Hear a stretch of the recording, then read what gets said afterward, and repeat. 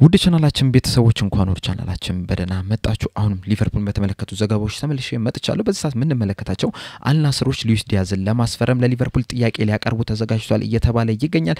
እንደዚሁም ዳርዊን ኑኔዝን የሚፈልግ ሌላ ክለብም ብቅ ብሏል እየተባለ ይገኛል። በተጨማሪም እንግዲህ ሊቨርፑል ከአንድ የኮቺንግ ስታፍ አባል ጋር መለያየቱ ይፋ አድርጓል። እነዚህና ሌሎችንም ጨምሬ ይዤላችሁ መጥቻለሁ። እስከ መጨረሻ ደቂቃ ድረስ አብራችሁኝ እንድትቆዩ በአክብሮት እጋብዛለሁ።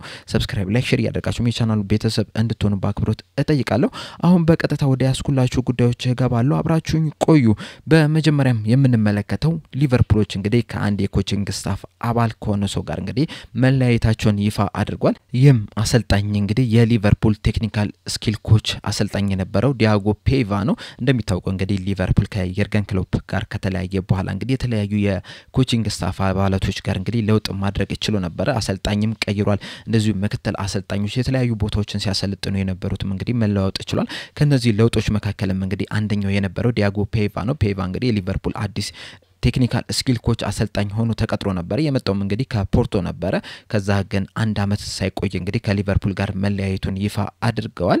ይህም ዜና እንግዲህ ያልታሰበ ነው ድንገት የወጣ ዜና ነው። ነገር ግን እሱ ባስተላለፈው መልእክት እንግዲህ በሊቨርፑል ቆይታ እንግዲህ በጣም ደስተኛ ነው የነበርኩትኝ ከስራም በላይ ነው የነበረው እንደ ፋሚሊ እንደ ቤተሰብ ነበር ስመለከታቸው የነበርኩትና በጣም ድንቅ የሚባልን ጊዜን ማሳለፍ እችላለሁ። በዚህም በነበረኝ ቆይታ እንግዲህ ለተለያዩ ድጋፍ ሲሰጡ ለነበሩ ሰዎች እንዳለ ማመስገን እፈልጋለሁ። ሊቨርፑል እንግዲህ በልቤ ውስጥ የተለየ ቦታ ውስጥ የሚቀመጥ ነው። እንደዚሁም ደግሞ ማኔጅመንቱን ማመስገን እፈልጋለሁ። እኔን ስለተረዱኝ ምክንያቱም ተቀብለው እንግዲህ ከክለቡ ጋር እንድለያይ ስለፈቀዱልኝ በጣም ምስጋናዬን አቀርባለሁ ብሏል ይህ አሰልጣኝ። እና ሊቨርፑል እንግዲህ በዚህ ሰዓት ሌላ አሰልጣኝ ቴክኒካል አሰልጣኝ እንግዲህ የሚፈልግበት ሰዓት ይሆናል ማለት ነው። እንደሚታወቀው እንግዲህ ሊቨርፑል በዚህ ክረምት መራሱ ከተለያዩ አሰልጣኞቹ ጋር መለያየቱ አይዘነጋም። እንደዚሁም ደግሞ አዲስ የ21 አመት በታች ቡድን አሰልጣኝ መቅጠሩ አይዘነጋም። በተጨማሪም እንግዲህ ጆን ሄት ጋር ወደ አያክስ መሄዱ አይዘነጋም። ለሱም ምትክም እንግዲህ ቫን ብሮኮስት ይሆናል ተብሎ ነው የሚጠበቀው። አሁንም እንግዲህ የቴክኒካል አሰልጣኝም እንግዲህ ይቀጥራሉ ተብሎ ይጠበቃል። የትኛው አሰልጣኝ ይመጣል የሚለው ነገር እንግዲህ አብረን የምንመለከተው ጉዳይ ይሆናል። ሌላኛው የምንመለከተው ጉዳይ ደግሞ ጃራል ኳንዛን የተመለከተው ይሆናል። እንደሚታወቀው እንግዲህ ትናንትና ምሽት ላይ እንግሊዝ ከ21 አመት በታች ብሔራዊ ቡድን እንግዲህ የአውሮፓ ከ21 አመት በታች ውድድርን አሸናፊ መሆኑ አይዘነጋምና ጃራል ኳንዛ፣ ታይለር ሞርተን እና ሃርቪ ኤሊየት በጨዋታው ላይ መሳተፍ የሚችላል። እንደዚሁም ሃርቪ ኤሊየትም ጎል አስቆጥሯል። እንደዚሁም ደግሞ ታይለር ሞርተንም አሲስት ማድረግ የሚቻለ ተጫዋች መሆን ይችላል። በዚህም እንግዲህ የዋንጫ አሸናፊ ባለቤትም ሆኗል። ከዚህ በኋላም እንግዲህ ጃራል ኳንዛ በነገው እለት ወደ ባየር ሊቨርኩሰን በመሄድ የህክምና ምርመራ ያደርጋል ተብሎ እየተጠበቀ ይገኛል። ይህንን ዘገባ ይዞልን የወጣው እንግዲህ ፋብሪዚዮ ሮማኖ ነው። እንደ ፋብሪዚዮ ሮማኖ ከሆነ እንግዲህ ነገና ከነገ ወዲያ የህክምና ምርመራ አድርጎ ከዛ በኋላ እንግዲህ የባየር ሊቨርኩሰን ተጫዋች መሆኑ ይፋ ይደረጋል እየተባለ ይገኛል። እንደሚታወቀው እንግዲህ ሊቨርፑሎች ከባየር ሊቨርኩሰን ጋር በጃራል ኳንዛ ዙሪያ መደበኛ የሚከፈል 30 ሚሊዮን ፓውንድ እንደዚሁም ደግሞ እየታየ የሚጨምር በ5 ሚሊዮን ፓውንድ መስማማታቸው አይዘነጋም። እንደዚሁም የባይባክ ክሎዝ አስቀምጧል ነው የተባለው። አንዳንድ መረጃዎች ወደ 51 ሚሊዮን ፓውንድ አካባቢ ይጠጋል የሚሉ አሉ። አንዳንዶች መረጃዎች ደግሞ ከ50 ሚሊዮን ፓውንድ በላይ ሊቨርፑሎች ባይባክ ማድረግ ሲፈልጉ ሊከፍሉ ይችላሉ ያለን ይገኛል። ነገር ግን ዋናው ነገር ምንድነው ባይባክ ክሎዝ አስቀምጧል። ምንም ይሁን ቫልዩ ቀጣይ ሲደርስ የምንመለከተው ነገር ይሆናል። አሁን ላይ ግን በቀጣይ በሚደረገው የህክምና ምርመራ የባየር ሊቨርኩሰን ተጫዋች ይሆናል። ከዛ በኋላ እንግዲህ ብቃቱ እየታየ ድንቅ ብቃትን የሚያሳይ ከሆነ ሊቨርፑሎች የመግዛት አማራጭም አስቀምጧል ማለት ነው። ተከላካይ ስፍራውን ካነሳን አይቀር እንግዲህ ሊቨርፑሎች በዚህ ሰዓት ላይ አንድ ተከላካይን ወደ ሊቨርፑል ይቀላቀላሉ ተብሎ ነው እየተጠበቀ የሚገኘው። ይህም ተጫዋች እንግዲህ የክሪስታል ፓላስ አምበል የሆነው ማርክ ጌይ ነው። ዘሚረር ትናንትና ምሽት ላይ ባወጣው ዘገባ መሰረት እንግዲህ በሊቨርፑልና በክሪስታል ፓላስ እንደዚሁም በተጫዋቹ መካከል የሚደረጉ ስብሰባዎች በቅርቡ ይደረጋሉ እያለን ይገኛል። ምናልባትም እንግዲህ በቀጣይ 24 ሰዓት ውስጥ ድርድሮች፣ ግንኙነቶች ይደረጋሉ ተብሎ ነው እየተጠበቀ የሚገኘው። ሊቨርፑል እንግዲህ በዚህ ሰዓት ጃራል ኳንዛን ሊያጣ ተዘጋጅቷልና ያንን ቦታ የሚተካ ተጫዋችን እየተመለከተ ይገኛል። አንደኛው የሚመለከተው ተጫዋች እንግዲህ ማርክ ጌይ ነው። እንደሚታወቀው ማርክ ጌይ ደግሞ በክሪስታል ፓላስ የሚያቆየው የ1 አመት ኮንትራት ብቻ ነው የቀረውና ይህ ጥሩ ኦፖርቹኒቲ ነው ተብሎ ነው በሊቨርፑል በኩል እየታመነ የሚገኘው። ምክንያቱም እንግዲህ ማርክ ጌይ በዚህ ሰዓት 24 አመቱ ላይ ነው የሚገኘው። በቀጣይ ወር ወደ 25 አመቱ ይጠጋል። በእንግሊዝ ፕሪሚየር ሊግ ደግሞ ለረጅም ዓመታት እየተጫወተ ያለ ተጫዋች ነው ልምድ ያለው ተጫዋች ነው ክሪስታል ፓላስን በአምበልነት የኤፍኤ ካፕ ዋንጫ እንዲያሳካ ማድረግ ችሏልና በጣም ብዙ ልምዶች ይገኛል በተጨማሪም ደግሞ በርካሽ ሂሳብ የሚገኝ ተጫዋች ነው እንደሚታወቀው እንግዲህ ክሪስታል ፓላሶች ባለፈው የክረምቱ የዝውውር መስኮት እንግዲህ ከኒውካስል ዩናይትድ እስከ 70 ሚሊዮን ፓውንድ የሚጠጋ ገንዘብ ተጠይቀው ነገር ግን ያንን ጥያቄያቸውን ውድቅ አድርገው ነበር አሁን ላይ ግን ማርክ ጌ የሚያቆየው የአንድ አመት ኮንትራት ብቻ ነው የቀረው እንደዚሁም ደግሞ በክሪስታል ፓላስ ውሉን እንደማያራዝምም ነግሯቸዋል ተብሏልና ያንን ሂሳባቸውን ይቀንሳሉ ተብሎ ነው የሚጠበቀው በተጨማሪም ዘሚረርም እንደዚሁም ሌሎች ዘገባዎች እንደተናገሩት ከሆነ እንግዲህ ምናልባትም ክሪስታል ፓላሶች ማርክ ጌን እስከ 40 ሚሊዮን ፓውንድ በሚጠጋ ገንዘብ ሊሸጡት ይችላሉ ነው እየተባለ የሚገኘው ሊቨርፑሎችም እንግዲህ ይህንን ተጫዋች የግላቸው ለማድረግ ፍላጎት አላቸው እንደዚሁም አንዳንድ መረጃዎች ይዞት ወጡት መሰረት እንግዲህ ማርክ ጌም ወደ ሊቨርፑል ለመሄድ ፍላጎት አለው ነው እየተባለ የሚገኘው ምናልባትም እንግዲህ በቀጣይ ጥቂት ቀናቶችና ሳምንታት ውስጥ እንግዲህ ምናልባትም የሊቨርፑል ተጫዋች ሊሆን የሚችልበት ቻንስ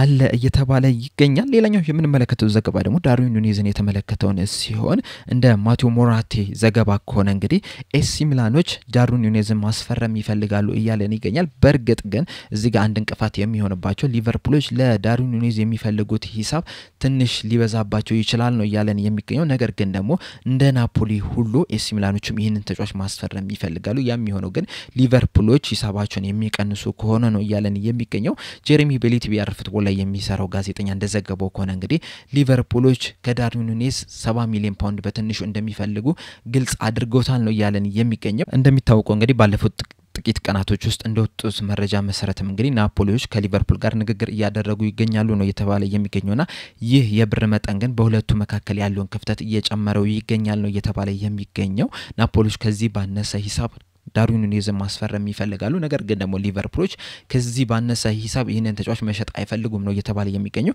በሁለቱ መሃልም እንግዲህ ድርድሮች እየተካሄዱ ይገኛሉ ዘሚረር ይዞት በወጣው ዘገባ መሰረት እንግዲህ ዳርዊን ኑኔዝን ወደ ናፖሊ ለመቀላቀል ሊቨርፑልንም ለመልቀቅ ፍላጎት እንዳለውና ፈቃደኝነቱን እንደሰጠ እንግዲህ መረጃዎች ይዘው እየወጡ ነው የሚገኙት ነገር ግን ደግሞ ይህ ሊቨርፑል የለጠፈው ሂሳብ ግን ምናልባትም ተጫዋቹ ናፖሊም ኤሲ ሚላንም እንዳይገባ የሚያደርግበት ቻንስ አለ እየተባለ ይገኛልና ናፖሊዎች እንግዲህ እስከመጨረሻው ጥረት ለማስፈረም ይህንን ተጫዋች ጥረት ያደርጋሉ ተብሎ ይጠበቃልና ምናልባትም ሊቨርፑሎች ሂሳባቸውን የሚቀንሱ ከሆነ ናፖሊዎችም ለመክፈል የሚፈልጉት ሂሳብን አስቀምጧልና እዛ ላይ የሚወርዱ ከሆነ ወይ መሃል ላይ የሚገናኙ ከሆነ ምናልባትም ይሄ ተጫዋች ወደ ናፖሊ ሊሄድ የሚችልበት ቻንስ አለ እየተባለ ይገኛል በቀጣይ እንግዲህ የተለያዩ ድርድሮች መካሄዳቸው አይቀርም ኤሲ ሚላኖችም ይህንን ተጫዋች ማስፈረም ይፈልጋሉ እንደዚሁም ደግሞ የሳውዲ ክለቦች እዚህ ተጫዋች ላይ ፍላጎት እንዳላቸው ሲወጡ የነበሩ ዘገባዎች ያሳያሉ ሊቨርፑሎችም እንግዲህ ለሳውዲ ክለቦች መሸጥ እንደሚፈልጉ ነው የሚታወቀው ምክንያቱም እንግዲህ ሳውዲ ክለቦች ከፍተኛ ገንዘብ የመክፈል ችሎታም አቅምም ስላላቸው ማለት ነው ከናፖሊና ከኤሲ ሚላን አንፃር ስንመለከተውና ምናልባትም እንግዲህ የሳውዲ ክለቦች አሁንም ብቅ ሊሉ ይችላሉ ነገር ግን ደግሞ እዚህ ላይ እንግዲህ ትልቁን ውሳኔ የሚወስነው ተጫዋቹ ነው ዳርዊን ኑኔዝ ነው ወደ ሳውዲ መሄድ ይፈልጋል ወይስ በዛው በአውሮፓ መጫወትን ይፈልጋል የሚለው ነገር እንግዲህ ውሳኔው የራሱ ነው በአውሮፓ ነው መጫወት የሚፈልገው ካለ እንግዲህ ሊቨርፑሎች በግድ ለሳውዲ ክለቦች ሊሸጡ የሚችሉበት አቅም የላቸውም ተጫዋቹ ኮንትራት ስላለው በዚሁ ቆያለው ካለ ራሱ መብቱ ስለሆነ ማለት ነውና ከባድ ውሳኔ ሊወስንባቸው የሚችልበት ቻንስ አለ ነው እየተባለ የሚገኘው ሌላኛው በመጨረሻ የምንመለከተው ዘገባ ደግሞ ሉዊስ ዲያዝን የተመለከተውን ሲሆን እንደ ኦኮዛ ዘገባ ከሆነ እንግዲህ አልናስሮች ሉዊስ ዲያዝን ለማስፈረም ለሊቨርፑል 100 ሚሊዮን ዩሮ ለማቅረብ ተዘጋጅቷል ነው ያለን የሚገኘው እንደሚታወቀው እንግዲህ ከዚህ በፊትም ቤን ጃኮብስም ይዞት በወጣት ዘገባ መሰረት እንግዲህ አልናስሮች ሉዊስ ዲያዝ ላይ ፍላጎት እንዳላቸው ተነግሮ ነበርና ይህ የተደበቀ ሚስጥር አይደለም ፍላጎት እንዳላቸውና አሁንም እንግዲህ ይህን ተጫዋች ለማስፈረም ጥያቄ ለማቅረብም እንግዲህ ተዘጋጅቷል ነው የተባለው በመረጃው መሰረት እንደሚታወቀው እንግዲህ ከዚህ በፊት ባርሴሎናዎች ይህን ተጫዋች ለማስፈረም ፍላጎት እንዳላቸውና ሊቨርፑሎችንም እንደጠየቁ ዘገባዎች ወጥተው ነበር ነገር ግን ደግሞ ሊቨርፑሎች ለዚህ ተጫዋች የሚፈልጉት ሂሳብና ባርሴሎናዎች ያቀረቡት ሂሳብ ሊመጣጠን ባለመቻሉ ምክንያት ባርሴሎናዎች ጥያቄያቸውን ውድቅ አድርገው ፊታቸውን ወደ ኒኮ ዊሊያምስ ማዞራቸው አይዘነጋም በዚህ ሰዓት እንግዲህ ኒኮ ዊሊያምስን ለማስፈረም ተቃርበዋል ነው እየተባለ የሚገኘው ነገር ግን ደግሞ አትሌቲኮ ቢልባዎች እንግዲህ ባርሴሎናዎችን ከሰዋል ነው እየተባለ የሚገኘው የማስፈረም አቅም የላቸውም ባርሴሎናዎችን ተጫዋች ነው እያሉ የሚገኙትና ምናልባት እንግዲህ እዚህ ጋር የሚፈጠር ሌላ አዲስ ነገር ኖሮ ፊታቸውን ድጋሚ ወደ ሉዊስ ዲያዝ እስካላዞሩት ድረስ ሉዊስ ዲያዝ እንግዲህ ወደ ሳውዲ ሊግ የሚሄድ ቻንሱ በጣም የሰፋ ነው እየተባለ የሚገኘው ነገር ግን ሉዊስ ዲያዝ እንደ ዳርዊን ኑኔዝ ሁላ ወደ ሳውዲ ሊግ መሄድ ይፈልጋሉ የሚለው ነገር እንግዲህ በጣም ትልቅ ጥያቄ ነው ከዚህ በፊት እንግዲህ ከባርሴሎናና ከሳውዲ ሊግ ውጪ እንግዲህ ባየር ሙኒኮችም ይህንን ተጫዋች ላይ ፍላጎት እንዳላቸው ሲወጡ የነበሩ ዘገባዎች አሉና ምናልባትም እንግዲህ ባየር ሙኒክ ልክ እንደ አልናስር ሁላ እስከ 100 ሚሊዮን ዩሮ የመክፈል አቅም አላቸውና ምናልባትም እንግዲህ ገፍተው የሚመጡ ከሆነ ፊቱን ወደዛ ሊያዞር የሚችልበት ቻንስ አለ እየተባለ ነው የሚገኘው። ይህ ተጫዋች እንግዲህ ከፖርቶ በ2022 ጃንዋሪ ላይ ከፈረመ ጀምሮ እንግዲህ በሊቨርፑል ቤት ጥሩና መጥፎ የሚባልን ጊዜን ማሳለፍ ችሏል። ነገር ግን ደግሞ በ2024-25 የውድድር ዘመን እንግዲህ የሱን ቤስት የሚባለውን ሲዝን ማሳለፍ የቻለ ተጫዋች ነው። 50 ጨዋታዎችን ማድረግ ችሎ 17 ግቦችንና 8 አሲስት ማስመዝገብ የቻለ ተጫዋች ነው። ድንቅ የሚባልን ጊዜን ማሳለፍ ችሏል። ነገር ግን ደግሞ ሊቨርፑሎች በዚህ ሰዓት እንግዲህ ኮንትራቱን ሊያድሱለት ራሱ ፍቃደኛ እንዳልሆኑ ነው እየተነገረ የሚገኘው። በተለይ እንግዲህ ኮንትራቱ የሚያበቃው 2027 ላይ ነው።